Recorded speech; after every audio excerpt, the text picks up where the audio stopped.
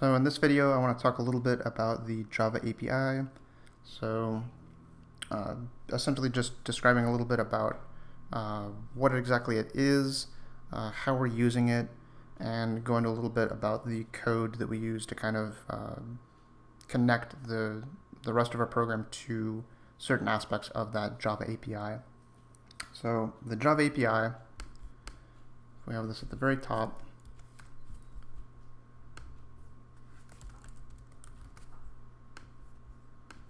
Is essentially just a library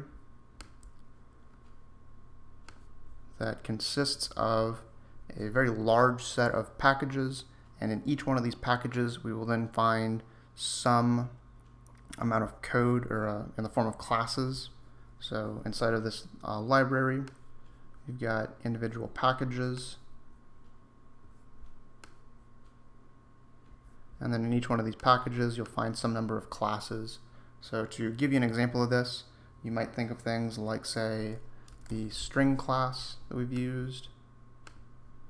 There's the system class that we use for things like being able to print something to the console. You have your system.out.println, so you have to use that system class to do that. In the case of strings, whenever we want to create an object of the string class, essentially just any kind of string literal, something with double quotes around it. So you're finding those inside of a single package in the Java API. There's also the util package that gives us things like, say, the random class, the scanner class.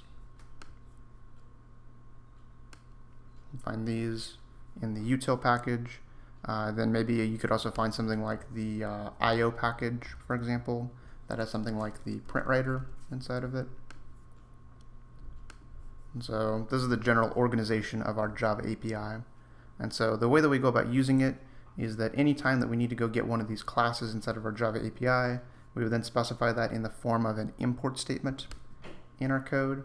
So you'd have something like import, and then you'd say Java. This first Java part right here, just indicating that we're going into that entire library of our Java API. We then have a dot. We'll specify a particular package that we want to go into, so maybe like the util package. And then we would specify a particular class inside of that package. Or in some cases, it might be that it's broken up into multiple packages, and maybe you go java.util. Some other package a class name. In this case, we're just going to grab the scanner class, which is directly inside of the util package. So you'd have something kind of like this inside of your code.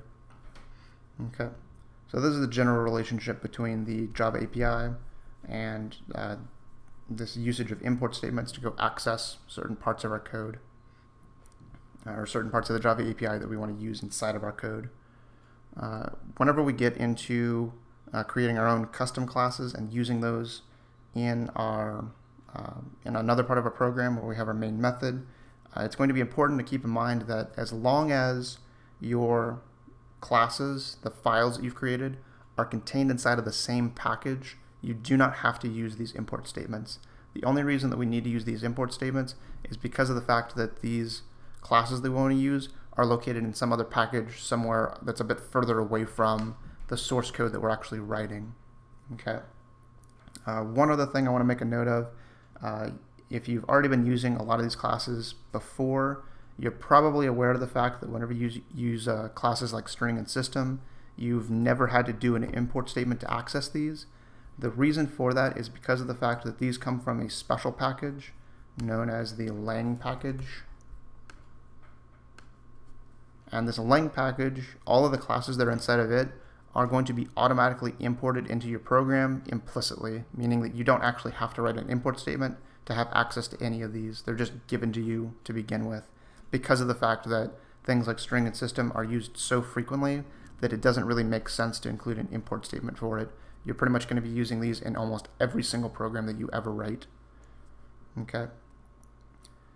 So this is going to wrap up everything for the Java API. Going into the next video, we're going to start taking a look at actually writing some code for our own custom classes.